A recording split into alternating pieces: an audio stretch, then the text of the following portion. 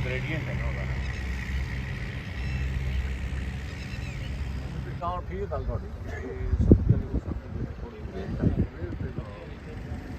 थोड़ी एडजस्ट हो जाता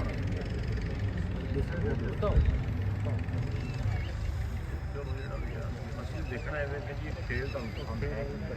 ज़्यादा स्लोप बन गया ना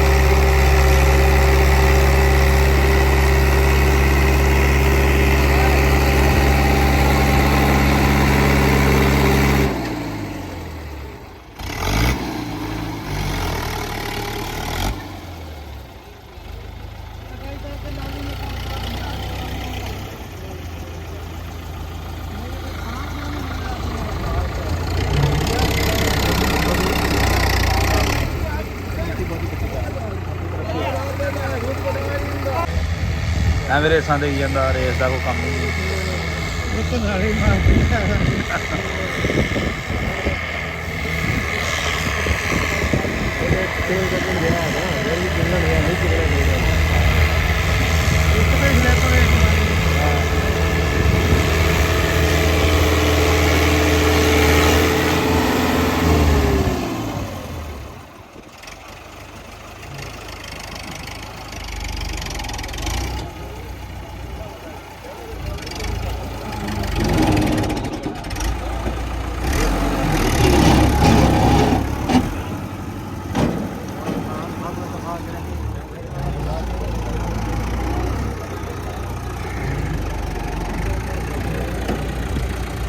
ਪਾਣੀ ਇਹ ਹਾਂ ਮਾਰ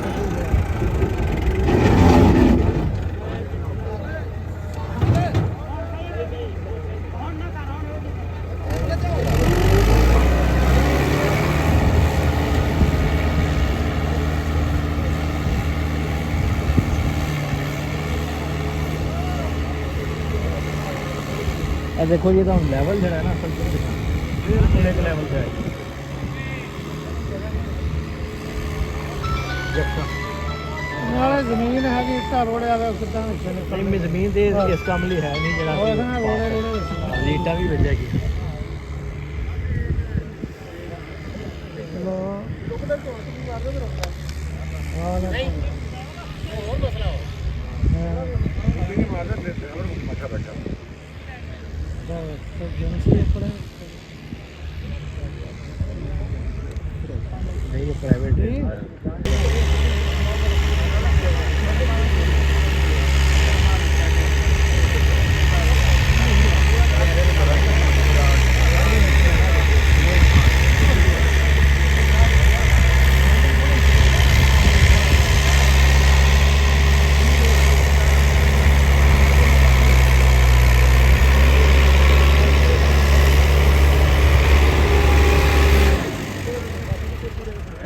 बेहतरीन बन गई